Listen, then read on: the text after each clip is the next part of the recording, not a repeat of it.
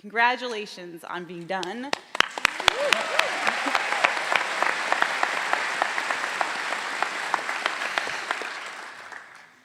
And thank you so much for the extraordinary honor of getting to be here with you.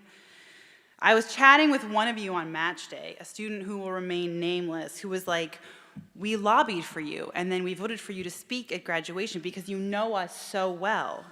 And that's true. We know each other because we've spent a lot of time together and we've talked a lot. It's been the greatest privilege of my career and some of the most fun I've ever had at work getting to know you, getting to hear your stories.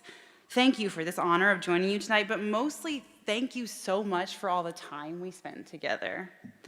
And in that time, we did have a lot of conversations, and a lot of them were private, because something about them felt a little dangerous somehow. Like we were doing something improper by being honest, telling all these irreverent and ambivalent and vulnerable, totally idiosyncratic versions of the standard medical school story. But it's actually kind of wild that those conversations ever felt dangerous because nobody perfectly fits into any standard story. So I think maybe that's it. Maybe those stories shouldn't have to remain private. Because if they have to remain private, that means there is something improper or defective about them, which would be a problem since they belong to all of you and genuinely are your experiences, capturing who you really are as people in and out of medical education in all kinds of complexity and individuality, and involving what I'm going to describe as a troubling number of cats, which is an issue to discuss at another time, I realize, but there has to be some explanation for what went wrong there.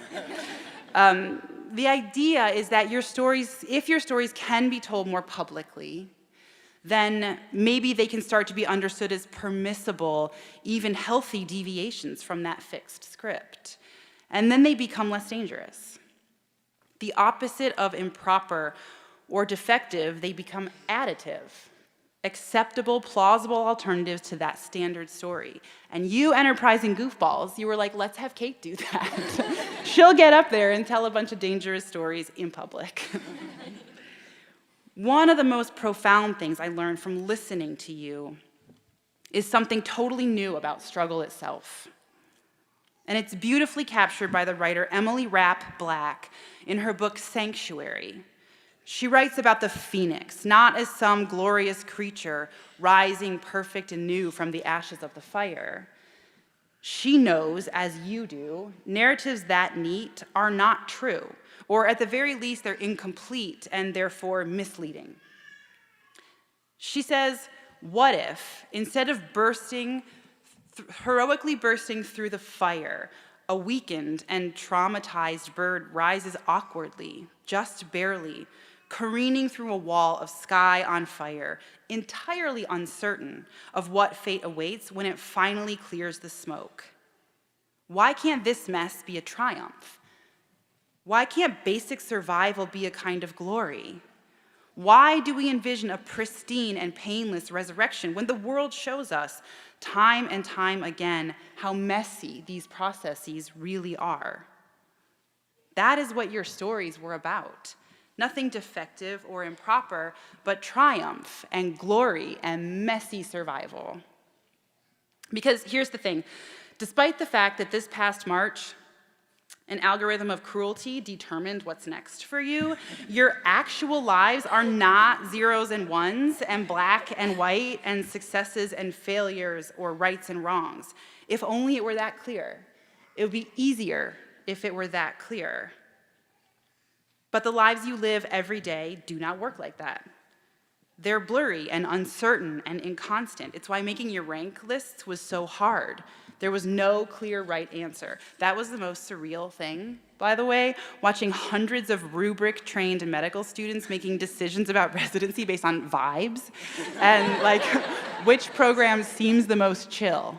Yes? Yeah. Uncomfortable though it can be, this ambiguity is a gift. Because, look, if basic survival can be accurately described as glory, then any story is possible. For instance, along these same lines, you told entirely new stories about the particularities of hardship, things like not eating all day, overexhaustion, studying 16 hours at a stretch, foregoing exercise, delaying starting a family, having a family and figuring out how to incorporate that into your medical school life, muscling through depression and so many other serious health concerns without complaint or time off, suffering loss and heartbreak in silence. You didn't describe those things as accomplishments worthy of applause. Instead, the story you introduced was that it's wrong to glamorize or reward serious personal distress, that even though self-objectification and abuse may at times be demanded by your training, that doesn't make them okay. And it certainly doesn't make them equivalent to or evidence of virtue. And conversely, you told a whole new story about joy. Despite how hard so many of our conversations were, we had so much fun these past years. You made it exquisitely, just gleefully evident that joy is not the opposite of excellence, nor is it the opposite of rigor. I watched you fight to bring genuine joy and pleasure into your lives, not only at home, which probably explains the cats, but at work and in your research, in collaborations with colleagues, in time spent with friends, in your relationships with your patients, in all the art and music and food that you made and shared. You embodied joy as righteousness, as excellence. There were no boundaries around when, where, or how your joy could be productive. Maybe that is the story that we don't often or fully tell, the story of joy and beauty amid the broken. Look around at these people, your classmates, your friends, your chosen families here at CCOM, your mentors, and the leaders you admire. Think of the patients you've already helped. Think of the people you love, the people who love you.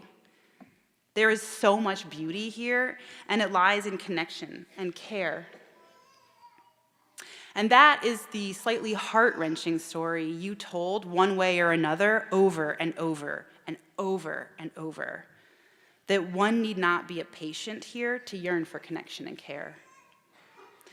Think of all you have come to understand about patient-centered care. Consider everything you've observed and practiced, treating patients as whole, complex people with stories of their own, people who participate in defining their goals and agendas.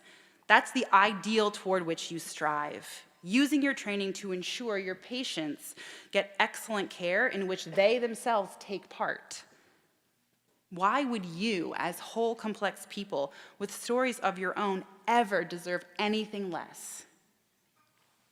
My friend Emily, who talked about the awkward, mangled phoenixes, she says that the need to be creative in the face of even the most profound destruction is a human impulse, a method of surviving that comes naturally. She says, this doesn't make people brave, it makes them normal. Her words remind me of something the surgeon Atul Gawande wrote, that you may not control life's circumstances, but getting to be the author of your life means getting to control what you do with them. That a good life is one of maximum independence. That's the story you told about care. Creative authorship in the face of destruction toward maximum independence. You were clear. Care isn't only about treatment, whatever that might be, and it doesn't involve chicken soup or hugs or pity or baked goods, no matter how many times I've foisted pastries upon you. It's about allowing other people to be their true selves as fully as possible without fear and without punishment. It's about autonomy, which I believe is a human right. Each of you is entitled to be the slightly charred author of your own normal life, to have creative control over what you do with your circumstances in pursuit of maximum independence. The truth is, I don't think I'm up here because I know you. I think I'm up here because you felt seen.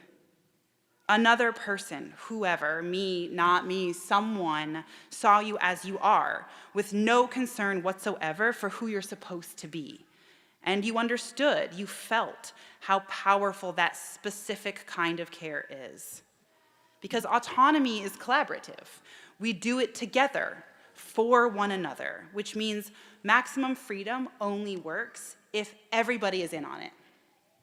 You are or should be in charge of your story. That's how you access freedom. But for that to work, we all have to agree that we get no say and no assumption and no judgment about anyone else's story, whether that person is a friend, a lover, a colleague, a president, or a patient. And that's it. That's the last dangerous story you told. That dissent and subversion, things like critiquing a standard narrative and introducing new ideas, those are not indications of hostility. Rather, they reveal your devotion. Because dissent and subversion and critique and innovation, these are the ways by which we move something sacred and beloved and imperfect, like medicine, a bit closer to its ideal form. There can be no fight between humanists and scientists, between artists and doctors, between patients and providers, between people playing by the rules of this game and people objecting to those very same rules. That's cynical and unproductive.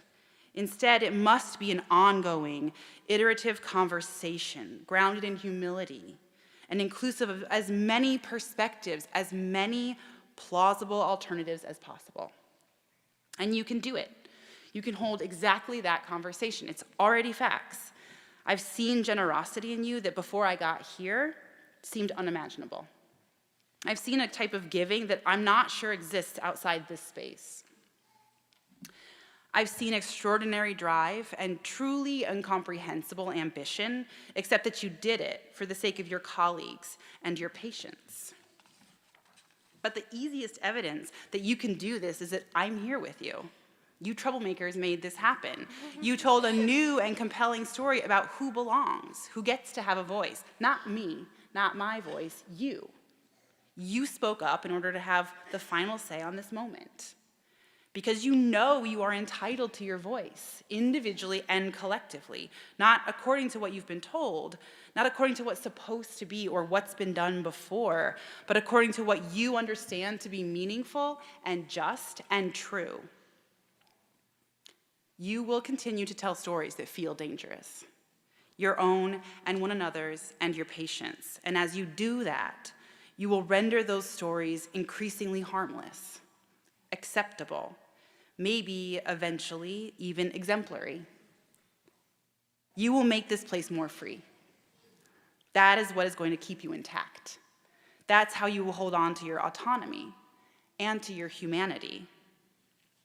In her book, after rewriting the myth of the phoenix, Emily explains why the bird is like that.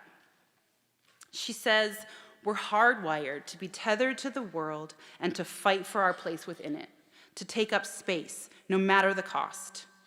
Call it strength, call it resilience, call it biology. Being granted a life comes with that innate sense that we are meant to live it, even on the days when any other option seems preferable. What's ahead is going to be unspeakably hard. There's no question about that. And there will be beauty. And tonight is about joy and connection and triumph and glory and messy survival, and all you have accomplished in astonishing and distinctive ways. I am and have been in awe of you. You are incredible, the most incredible students I have ever known. And you are so unbelievably capable. Congratulations to the Carver College of Medicine class of 2023. Go get them.